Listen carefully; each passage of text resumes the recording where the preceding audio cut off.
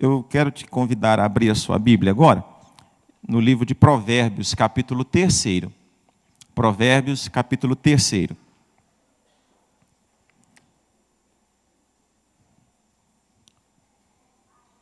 Provérbios 3.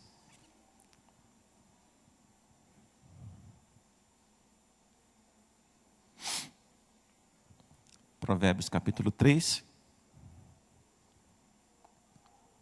Amém?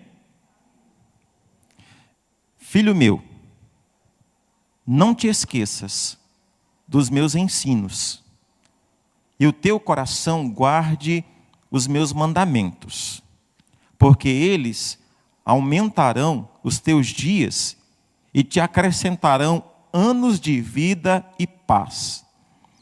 Não te desamparem a benignidade e a fidelidade, atas ao teu pescoço. Escreva-as na tábua do teu coração, e acharás graça e boa compreensão diante de Deus e dos homens. Confia no Senhor de todo o teu coração e não te estribes no teu próprio entendimento. Reconhece-o em todos os teus caminhos, e ele endireitará as tuas veredas. Não sejas sábio aos teus próprios olhos. Teme ao Senhor e aparta-te do mal. Será isto saúde para o teu corpo e refrigério para os teus ossos. Honra ao Senhor com os teus bens e com as primícias de toda a tua renda. E se encherão fartamente os teus celeiros e transbordarão de vinho os teus lagares. Volte comigo no versículo 5º e no versículo 6º. Confia no Senhor de todo o teu coração e não te estribes no teu próprio entendimento. Reconhece-o em todos os teus caminhos e ele endireitará as tuas veredas. Senhor, a tua palavra, ela nos instrui tanto, ela nos orienta tanto, aprendemos tanto com a tua palavra, mas isso se faz verdade quando o nosso coração se torna submisso a esta palavra, quando o nosso ouvido verdadeiramente se silencia do eu para ouvir a voz de Deus. Então, nesta manhã, diante de tudo aquilo que diz respeito à caminhada da vida, porque estamos na vida e viver é muito bom, contudo, Senhor, na caminhada da vida, temos que tomar decisões, fazemos escolhas, mas a tua palavra, ela é boa nesse sentido, no sentido de nos apontar o caminho. Então aponta-nos, Senhor, o caminho que temos que seguir, o caminho que o Senhor já traçou, o caminho que o Senhor escolheu. Livra-nos de firmar as nossas decisões em nós mesmos, no nosso conhecimento, no nosso achismo, na capacidade que é verdadeira. Temos sabedoria porque o Senhor nos dá, mas que busquemos a tua sabedoria, para vivermos na tua sabedoria, para através da tua sabedoria, tomarmos as melhores decisões conforme o teu querer. A tua igreja cantou, expressou: minha vida e todo o nosso ser pertencem ao Senhor. E rendidas e rendidos nós nos encontramos. Então agora, Senhor, faz calar toda a voz humana, para que a voz do Senhor seja manifesta em cada um de nós. Toca, Senhor, toca em cada um de nós, como o teu Espírito Santo quer, e realiza a tua vontade, o teu querer nesta manhã, em todos nós. É o que eu te peço em o nome de Jesus. Amém.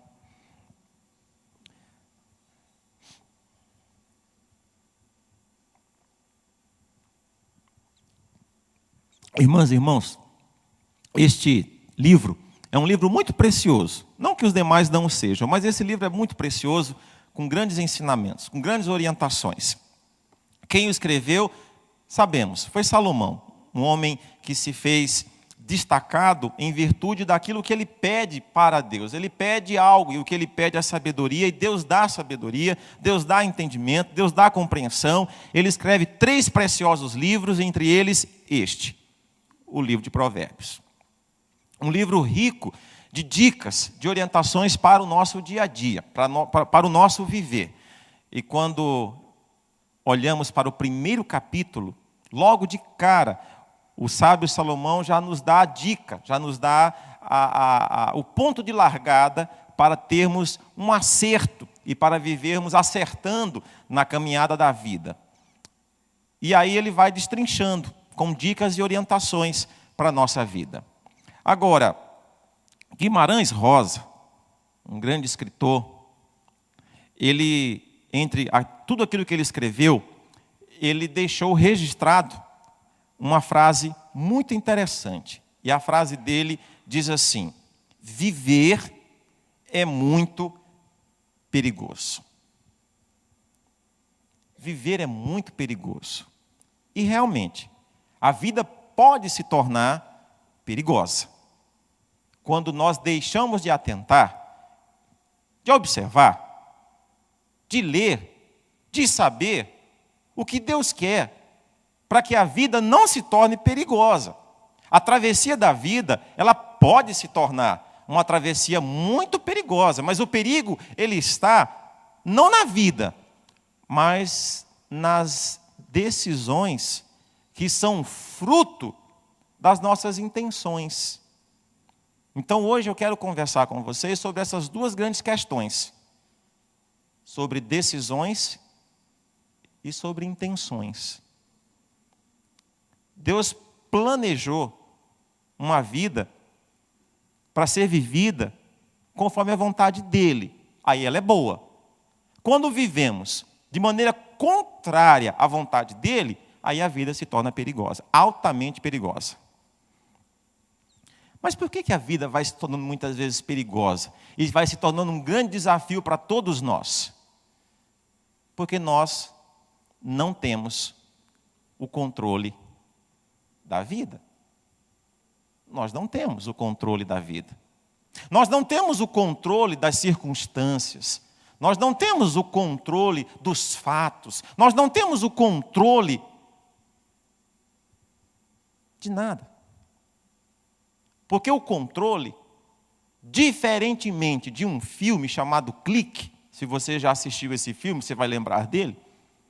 Alguém encontra um controle e através daquele controle, supostamente, ele vai decidindo sobre a vida, sobre o avançar e o retroceder, pulando cenas, pulando isso, aquilo outro. Não, o controle não está nas nossas mãos. Nunca esteve nas nossas mãos. E isso nos angustia. E isso nos causa uma certa estranheza, porque nós não temos o controle. Principalmente das variáveis que afetam a própria vida. Nós não temos, e as variáveis são muitas. São diversas realmente. E isso já começa a produzir em nós uma constatação da nossa vulnerabilidade e da nossa fragilidade. Eu e você somos assim, vulneráveis e frágeis na experiência da vida, porque não temos o controle. Quando achamos que temos o controle, aí nós observamos o texto, e o texto diz: não estribe o seu caminhar no seu próprio entendimento, mas confia no Senhor. Confia no Senhor. É a dica de Salomão. Tomemos cuidado, porque de repente começamos a viver à la Zeca Pagodinho. E o Zeca Pagodinho diz: deixa a vida me levar. Vida leva eu. Não é bem por aí. Não é desse jeito. Nem tampouco dessa forma. Há princípios. Há princípios. E eu quero conversar um pouquinho sobre esses princípios hoje. Mas o Chico Buarque, em uma das suas canções, ele escreveu o seguinte: a gente quer ter voz ativa. Olha só o que ele diz. A gente quer ter voz ativa no nosso destino mandar, mas eis que chega a roda viva e carrega o destino para lá. Roda mundo, roda gigante, roda moinho, roda peão. O tempo rodou num instante nas voltas do meu coração. A gente vai contra a corrente, até não poder resistir. Na volta do barco, é que sente o quanto deixou de cumprir. Faz tempo que a gente cultiva a mais linda roseira que há. Mas eis que chega a roda viva e carrega a roseira para lá. Não temos o controle. Não temos. Mas há aquele que tem e que quer nos ensinar a viver melhor no que concerne as nossas decisões. Então, hoje, eu quero conversar com você sobre o seguinte tema: veredas endireitadas. Veredas endireitadas. Porque nesse texto de Provérbios 3, há essa informação, há essa frase, que Deus vai endireitar as nossas veredas. Vereda aqui no contexto pode ser caminho, mas pode ser outra coisa também. E ao final eu quero falar um pouquinho sobre isso. Veredas endireitadas. Deus quer endireitar, corrigir, acertar o meu caminhar, o teu caminhar, o nosso caminhar. Para isso, eu quero caminhar com algumas histórias. Eu que trabalho com crianças e gosto de contar histórias para as crianças, eu gostaria então que você me ajudasse. Primeiramente, vá comigo no livro de Atos, capítulo 16. Atos, capítulo 16. Atos, capítulo 16, do versículo 6 a 10. Atos, capítulo 16, de 6 a 10. Atos, capítulo 16, de 6 a 10. Vamos ver aqui o texto. Atos 16, de 6 a 10.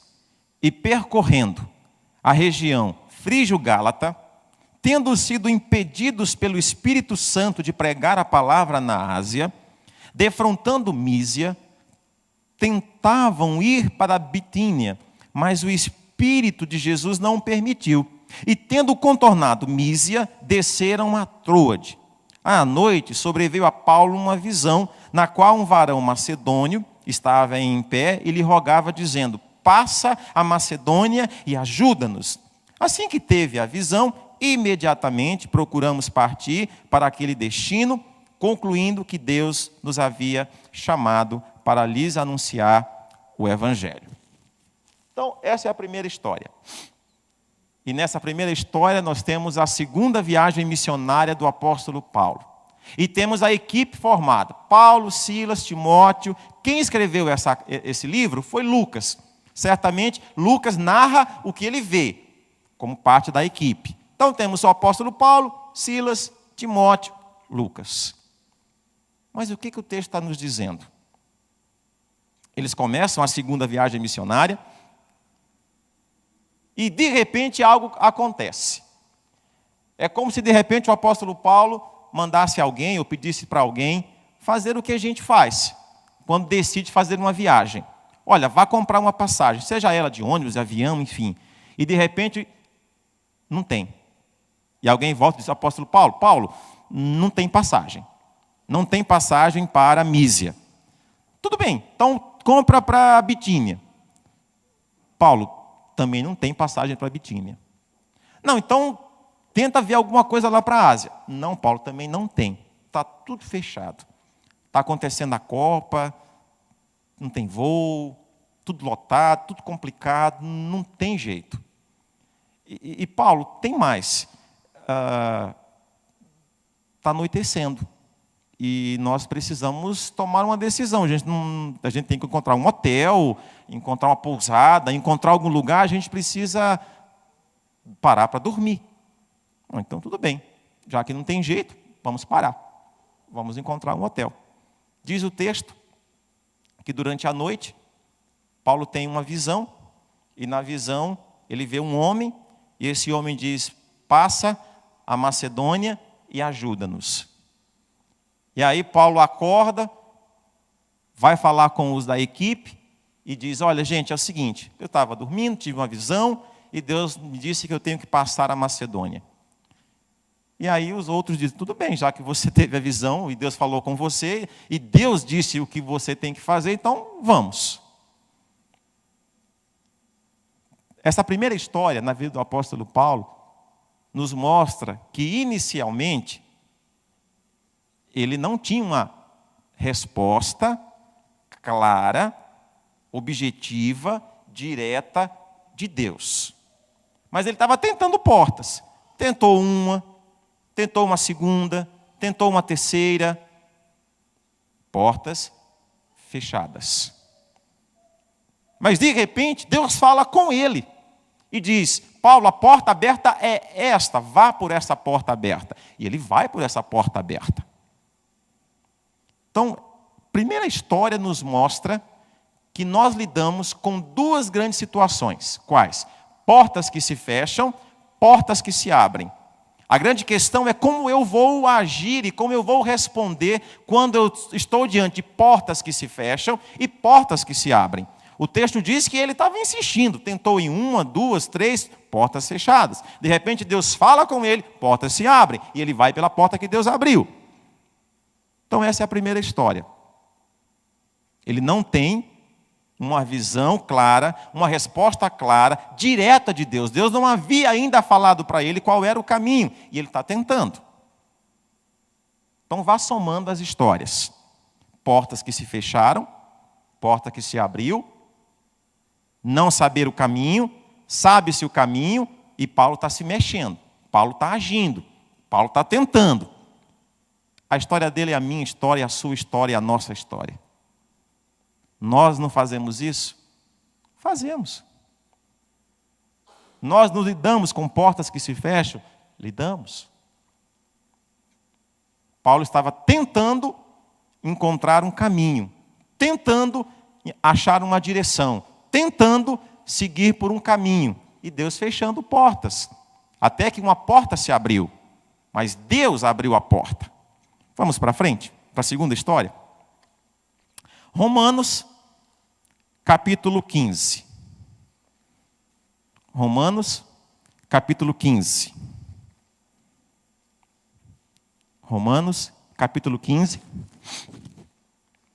do versículo 22 a 29.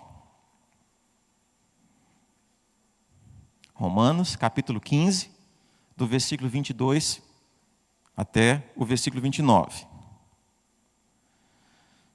Romanos, capítulo 15, do 22 ao 29, encontramos assim.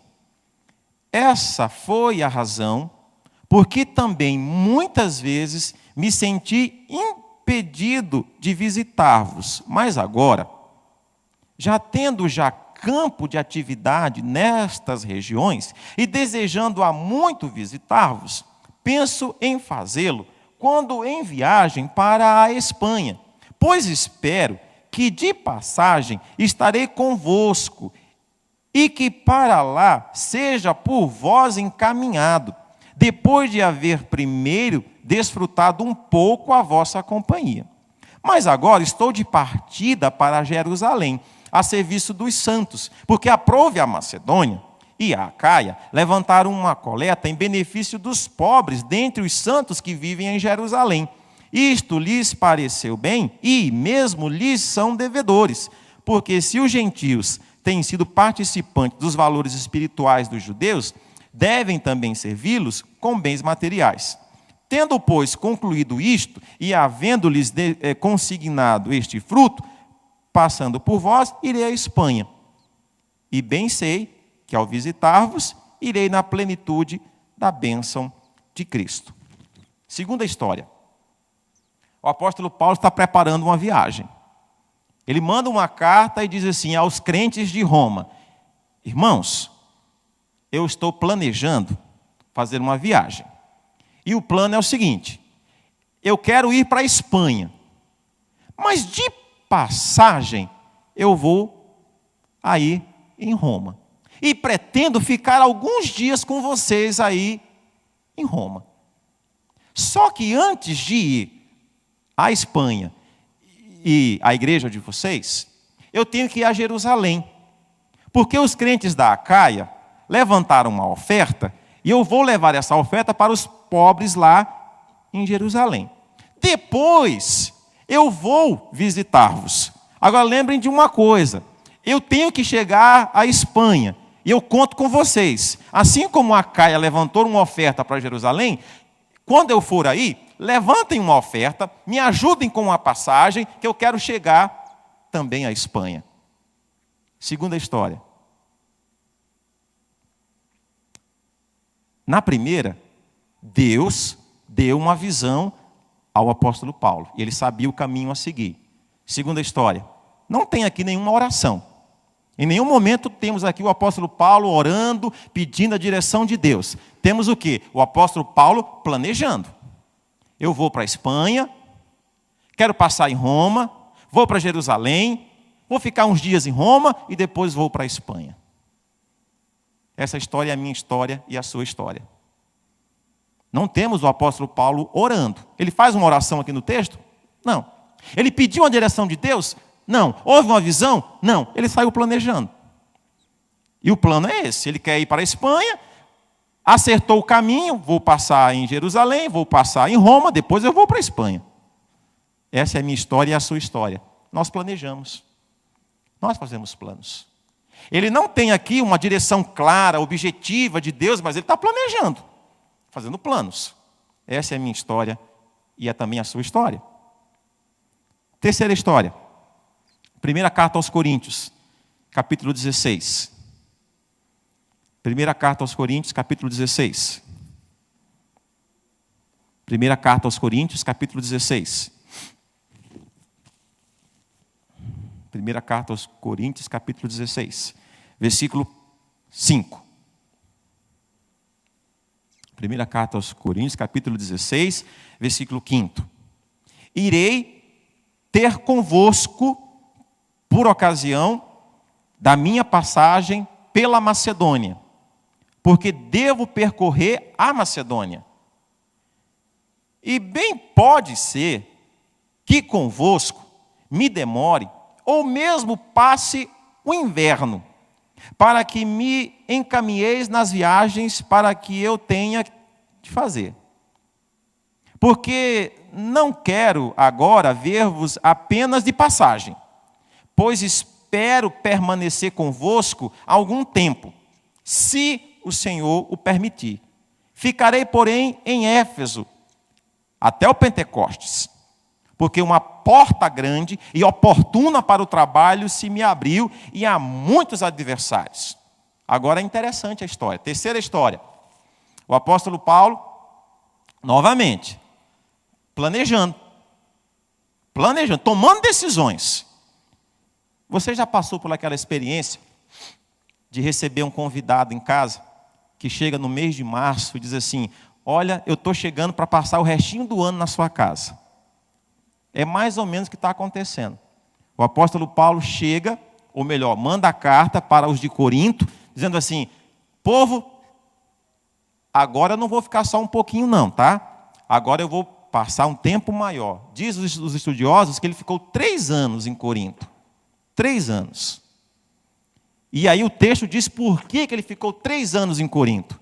O texto diz o quê? Que uma porta, versículo 9, porque uma porta pequena, não, uma porta grande e oportuna havia sido aberta. Olha que interessante isso. Agora, na terceira história, o texto diz que Deus abriu uma porta grande. Deus abriu uma oportunidade tremenda. Ele diz, o evangelho está prosperando. Tem gente brava comigo. E aí parece-me que o apóstolo Paulo gostava disso. Quanto mais o inferno se levantava, mais ele trabalhava, mais ele agia, mais ele fazia. E ele ficou 3 anos ali. Uma porta se abriu. Ele passa por essa porta. Essa é a minha e a sua história também. Quantas vezes Deus nos abre portas? Portas são abertas por Deus, e quando Deus abre as portas, nós passamos por ela. O apóstolo Paulo diz isso nessa história. Deus me abriu uma porta, e eu vou passar por ela. Mas vamos para a quarta história.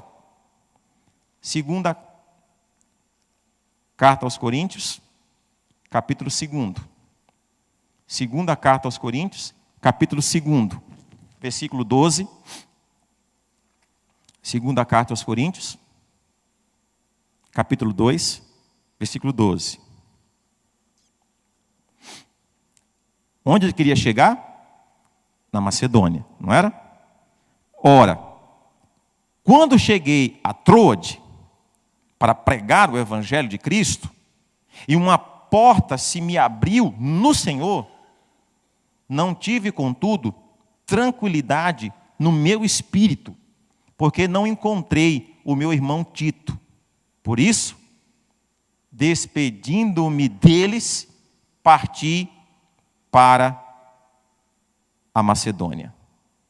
Agora aqui complica um pouquinho para nós. Na primeira história, ele queria ir para um lado, para outro, para um lado, para outro, porta se fecha. De repente, porta se abre. Na segunda história, ele está planejando. Não tem oração, não tem nada. Ele está planejando, está planejando, está planejando. Quero ir para a Espanha, vou passar em Jerusalém, depois vou para Roma.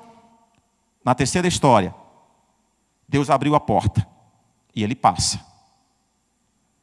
Mas na quarta história, Deus abriu a porta e ele disse, eu não vou passar por essa porta que Deus abriu. Deus abriu a porta na quarta história. Mas aí o apóstolo Paulo decide não passar pela porta que Deus abriu. A grande questão é, qual era o critério do apóstolo Paulo para tomar decisões? Qual era o princípio que o apóstolo Paulo tomava então para tomar as suas decisões? Como é que ele decidia as coisas? O texto vai nos ensinar algumas coisas. O texto vai nos mostrar algumas coisas. Irmãs e irmãos, o critério do apóstolo Paulo era muito simples. E deve ser o nosso critério também. O primeiro critério do apóstolo Paulo para tomar decisões tem a ver com valores.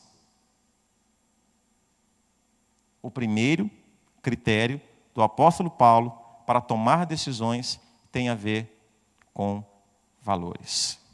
E aqui eu estou falando de ética, e aqui eu estou falando de princípios morais, conforme o querer e a vontade de Deus. 4 histórias, 4 decisões, mas todas elas pautadas, baseadas nesses 3 princípios. E o primeiro deles, valores. Onde eu quero chegar com isso? Tem muita gente, muitas pessoas, que tomam decisões sem observar os valores, os preceitos estabelecidos pela vontade de Deus. Talvez você possa até ter decidido, mas se você decidiu sem observar um valor, um princípio da palavra de Deus, eu quero te dizer que você está carregando uma bomba com hora, data e prazo de validade para explodir.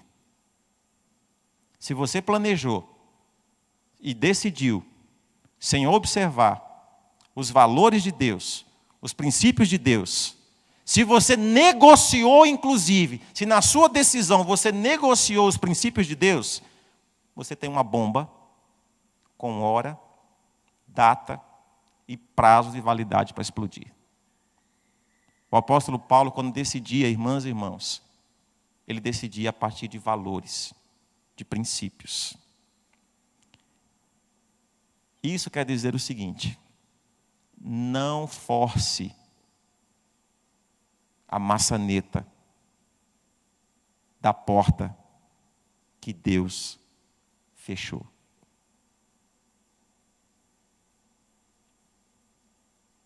Há um quadro que retrata João 3,16. Mas o autor desse quadro, ele fez questão de colocar a maçaneta pelo lado de dentro, dizendo que quem abre a porta sou eu. Mas o apóstolo Paulo, com essas 4 histórias, me ensina que em alguns momentos Deus fecha a porta e eu começo a forçar a maçaneta porque eu quero entrar de qualquer jeito. O que importa é eu entrar. O que importa é o que eu quero. Mesmo negociando valores e princípios éticos e morais da palavra de Deus. Irmãs e irmãos, quando nós firmamos as nossas decisões, sem observarmos quais são os valores. Quais são os valores? Quais são os princípios? O que Deus já disse acerca disso? O que Deus já orientou acerca dessa decisão que eu preciso, que eu tenho, que eu devo tomar? Irmãs e irmãos, não sacrifiquemos a ética do reino nunca. Nunca sacrifique a ética do reino de Deus na tomada de uma decisão. Não vale a pena. Nunca sacrifique a consciência de uma mente tranquila diante de Deus na tomada de uma decisão. Se nessa decisão você vai sacrificar a ética do reino, pula fora. Se a tua consciência não está tranquila, pula fora, porque essa não é a porta que Deus abriu, é a porta que está fechada. Tomar decisões requer conhecer quais são os valores e os princípios de Deus. Irmãs e irmãos, é melhor não ter do que ter de maneira contrária à vontade de Deus. É melhor não ter do que ter do jeito errado. É melhor não conquistar do que conquistar do jeito errado. É melhor não possuir do que possuir do jeito que Deus não quer. Não vale a pena. Não vale.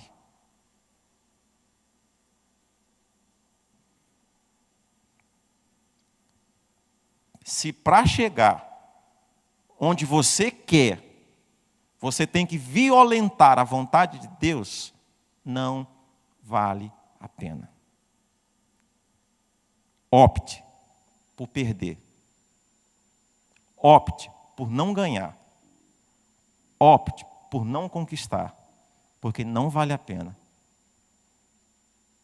Não negocie os valores e os princípios de Deus. Se contraria a vontade de Deus, opte pelo não, porque essa foi a porta que Deus fechou. Não force, porque vai ter encrenca, vai ter problema. Não é de Deus. Segundo, que mais o apóstolo Paulo fazia uso para tomar as suas decisões? Se você não fechou segunda carta aos Coríntios, ele chega a Troade.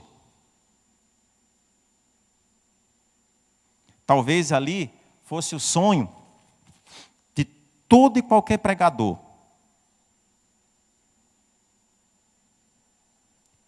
Ia ter um estádio repleto, cheio de pessoas. Talvez o imperador, políticos, autoridades, a cidade inteira reunida para ouvi-lo. Só que aí o apóstolo Paulo olha para um lado, olha para o outro e pergunta: gente, cadê Tito? Cadê Tito? E alguém diz: Paulo, Tito não está aqui. O que o apóstolo Paulo disse? Eu não vou pregar hoje. Eu não vou nem ficar aqui hoje. Porque Tito não está aqui. Paulo, você está doido?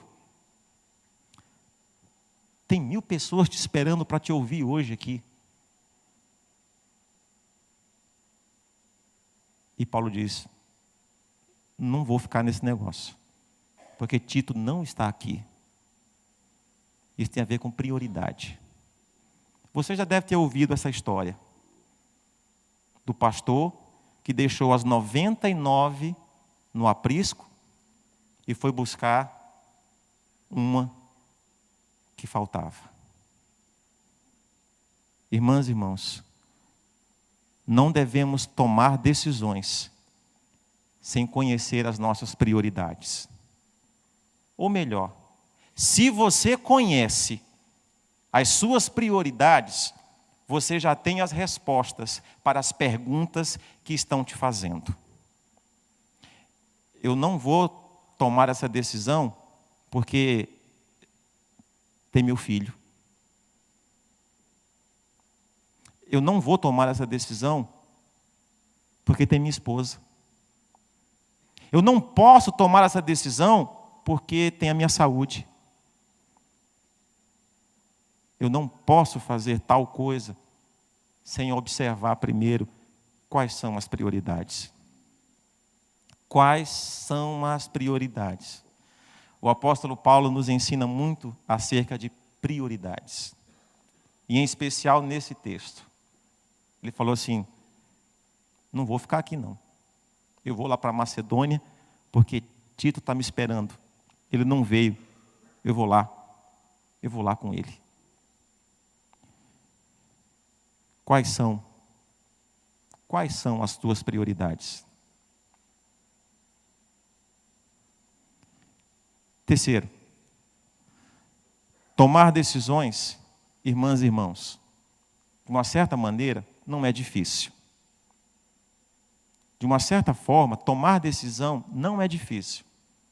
Porque, via de regra, nós sabemos, no fundo, nós sabemos o que temos que decidir. O problema é ter coragem para decidir. Terceiro e último lugar, tomar decisões requer paz no espírito. Tomar decisões requer paz, tranquilidade. O que diz esse texto? O texto diz que o apóstolo Paulo não tinha tranquilidade. A porta estava aberta, mas ao mesmo tempo ele diz: eu não estou tranquilo, eu não estou em paz, a minha alma está agitada, a minha alma está aflita, eu não estou em paz.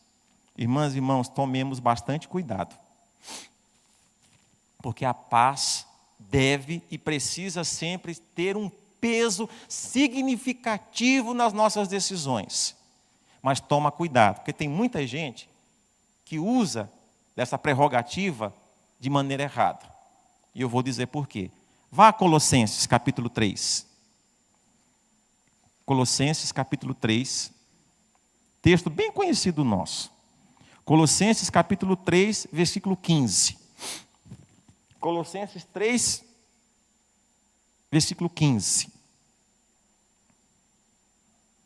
Colossenses 3, versículo 15. Seja a paz de Cristo o árbitro em vosso coração, a qual também fostes chamados em um só corpo, e sede agradecidos. Habite ricamente em vós a palavra de Cristo. Instruí-vos e aconselhai-vos mutuamente em toda a sabedoria, louvando a Deus com salmos e hinos e cânticos espirituais com gratidão em vosso coração. Como é que o apóstolo Paulo fazia, então, para tomar decisões? Além de observar os valores e os princípios, ele observava se havia paz no coração dele. Mas, irmãs e irmãos, prestem atenção numa coisa. Paz no espírito, a paz, ela é coletiva. Olha o que o texto diz. A paz, ela é coletiva. A paz é julgada pela palavra de Deus. A paz, ela é consensual na multidão dos conselheiros. A paz acontece no momento da adoração, do louvor e da ação de graças, e que gera um coração agradecido. A paz é dada em o nome de Jesus. Mas sabe qual é o problema? É o seguinte: eu tomo a decisão, e aí alguém me pergunta assim: você está em paz? Eu estou em paz. Mas você já conversou com o pastor Edinaldo? Já conversou com o pastor Leonardo? Já conversou com o pastor Alexandre? Já conversou com o conselho da igreja? Porque a paz, ela é comunitária. O que eles falaram? Eles não concordam, mas eu estou em paz com a minha decisão. Tá, tudo bem. Mas essa decisão que você quer tomar, ela contraria algum princípio da palavra de Deus? Eu tive que deixar algumas coisas da Bíblia de lado, mas eu estou em paz com a minha decisão. Tá, mas essa decisão que você quer tomar, você conversou com a sua mulher? Qual que é a opinião dela? Ela quer me jogar pela janela. Mas eu estou em paz, porque é melhor ouvir a voz do meu coração do que a voz da minha mulher. Eu estou em paz. Ou vice-versa. Essa decisão que você quer tomar, você já falou com o seu círculo mais íntimo de conselheiras, falou com a esposa, com o esposo, falou com os filhos, porque, não, todos eles são contra, mas eu estou em paz com a minha decisão. Tá, mas essa decisão que você quer tomar, você louva a Deus por essa decisão? Olha, eu não consigo muito olhar para os céus, mas eu estou em paz.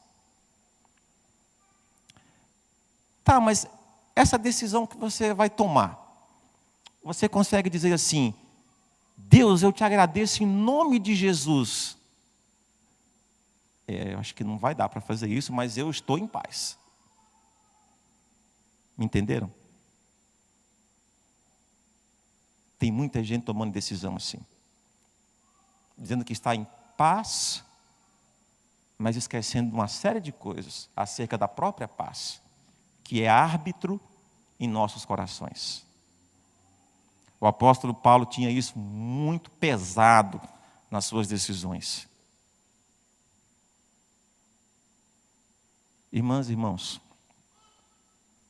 tomar decisões, volto a dizer, não é difícil. O difícil é termos coragem para tomarmos a decisão conforme os valores, as prioridades e a paz de Jesus. Então, irmãs e irmãos, respeitemos os princípios morais da lei de Deus. Você quer tomar uma boa decisão? Então respeite os princípios morais da lei de Deus. Proteja as suas prioridades. Proteja, ouça mais, converse mais, dialogue mais. Ouça o Espírito de Deus. Ouça o Espírito de Deus. E perceba se realmente há paz, conforme o texto está dizendo.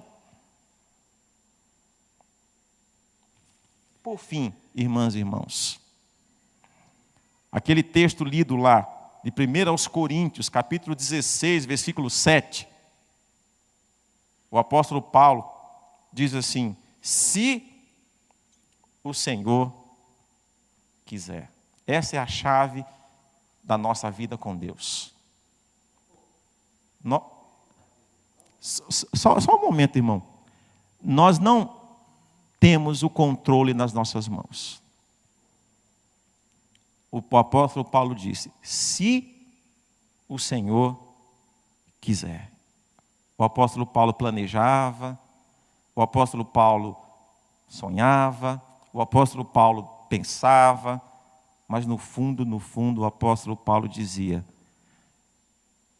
se o Senhor quiser. Não apenas isso ou aquilo, mas muito mais, porque o nosso Deus faz infinitamente mais. Irmãs e irmãos, qual foi o salmo que nós lemos no início do culto hoje? Salmo 23. Qual é a penúltima linha do Salmo 23? Bondade e misericórdia certamente me seguirão. Quando eu e você aprendemos a dizer: se o Senhor quiser, Deus, eu tenho que tomar uma decisão hoje. Deus, eu tenho que tomar uma decisão essa semana. Mas Deus, eu acho.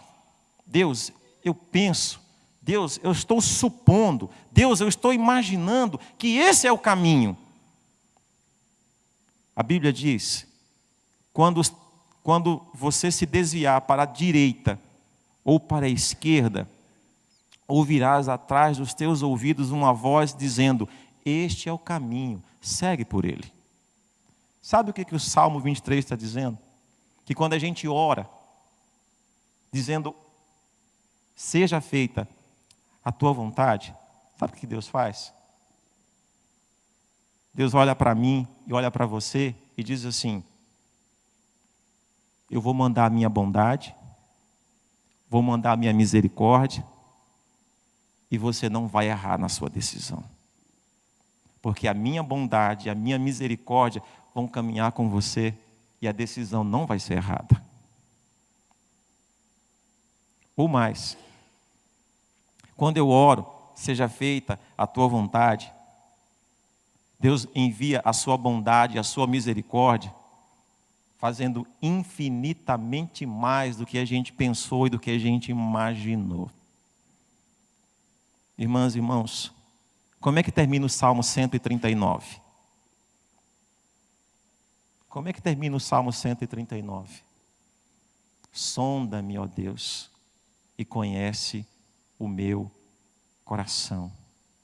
Vê se há em mim algum caminho mau e guia-me pelo caminho eterno. Voltemos a Provérbios. E eu quero encerrar com Provérbios. Eu comecei com Provérbios. Provérbios 3. O que diz o versículo 6? Reconhece-o em todos os teus caminhos. E ele vai fazer o quê? Talvez você tenha tomado decisões nas quais não houve um pensar sobre os valores do reino, as prioridades e a paz. E aí o caminho se tornou torto. Mas nessa manhã, eu quero te dizer que se você confiar no Senhor, Ele vai endireitar o teu caminho. Eu disse que veredas aqui tem o sentido de caminho, mas tem um outro sentido. Veredas também significa lugar de abundância, de água e de pastagem. É o que está no Salmo 23. Ele me faz repousar em pastos verdejantes. Leva-me a águas tranquilas. Talvez você esteja pensando que está na melhor pastagem e bebendo da melhor água. E Deus está dizendo: eu não enviei ainda a minha bondade. Eu não enviei ainda a minha misericórdia. E quando eu enviar a minha bondade, a minha misericórdia, vai ser abundante. Vai ser fartura. E vai ser bênção. É o que Deus quer fazer conosco nessa manhã. Se você, porventura, tomou alguma decisão errada na trajetória da vida, eu quero te dizer que Deus hoje pode fazer algo novo. Não é, Cris? Enquanto a Cris estiver cantando, eu gostaria que você estivesse pensando sobre o que você ouviu. Confie no Senhor. E Ele vai endireitar as tuas veredas. Ele vai te dar abundância. Ele vai te suprir de uma maneira que você ainda não experimentou. E as tuas decisões serão decisões acertadas conforme a vontade de Deus.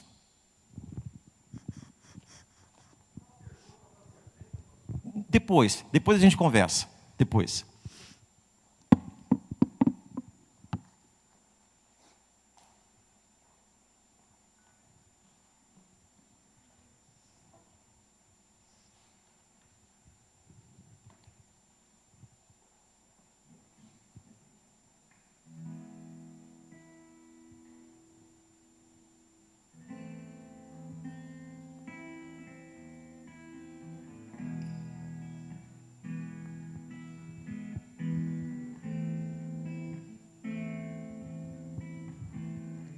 Sim, eu sei, Senhor, que Tu és soberano.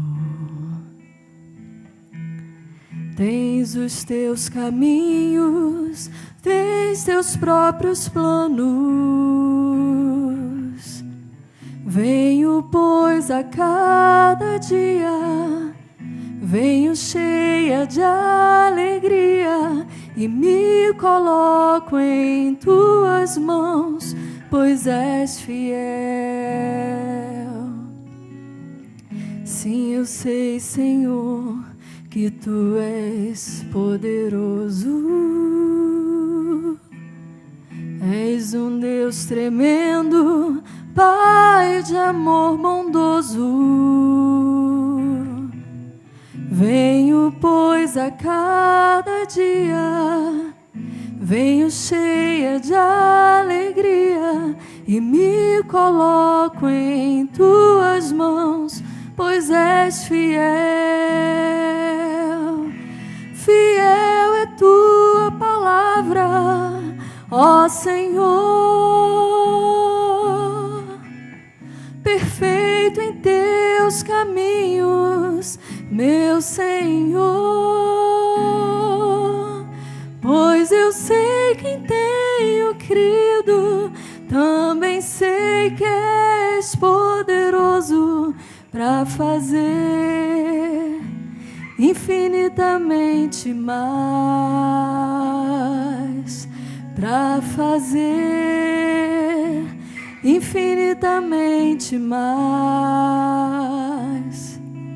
do que tudo que pedimos, infinitamente mais do que tudo que pensamos, infinitamente mais do que tudo que sentimos, infinitamente mais do que tudo que nós cremos, infinitamente mais. Fiel é Tua palavra, ó Senhor. Perfeito em Teus caminhos, meu Senhor. Pois eu sei que em Tenho crido, também sei que és poderoso para fazer infinitamente mais, para fazer infinitamente mais, para fazer infinitamente mais.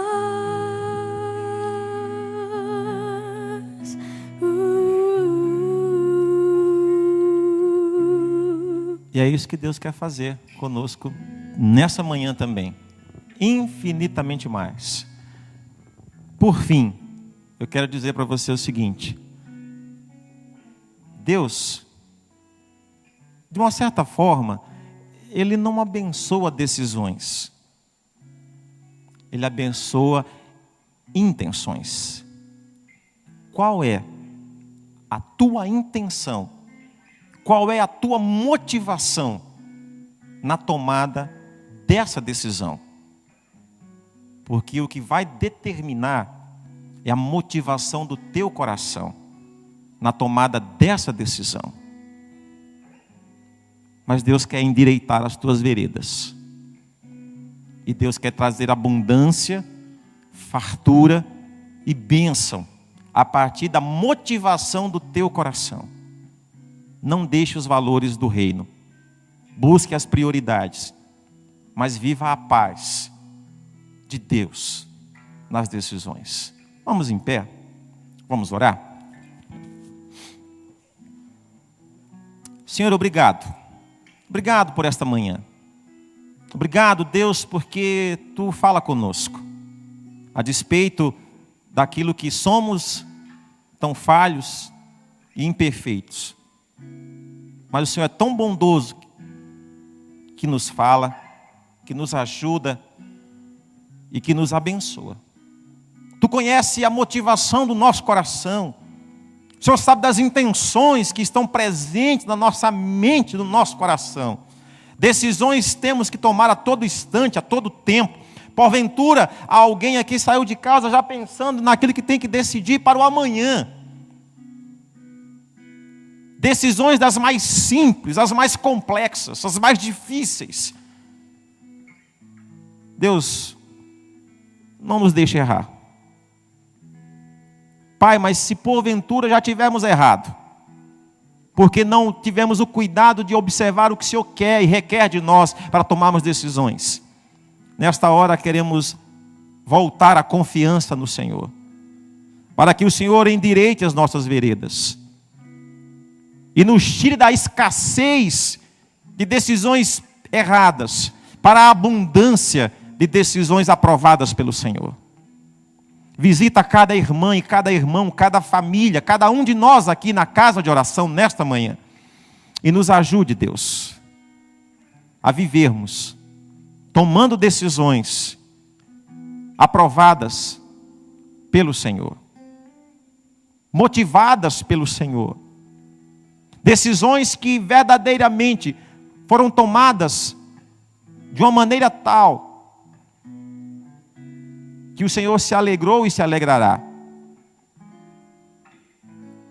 Olha por cada um de nós, eu te peço mais uma vez. E nos ajude em nome de Jesus.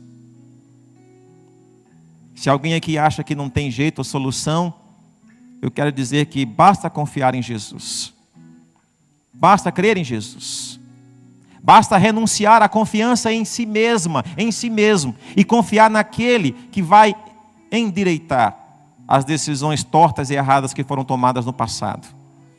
E vai nos dar sabedoria e graça para tomarmos decisões aprovadas, corretas e certas conforme o teu querer. É a minha oração, Deus, eu a faço em nome de Jesus, em favor da igreja, em favor de todos nós. E agora, irmãs e irmãos, que a graça do Senhor Jesus, o amor do nosso Deus e Pai, e a comunhão do Espírito Santo repousem sobre vós, corpo vivo de Cristo e família de Deus, hoje e para todo sempre. Amém.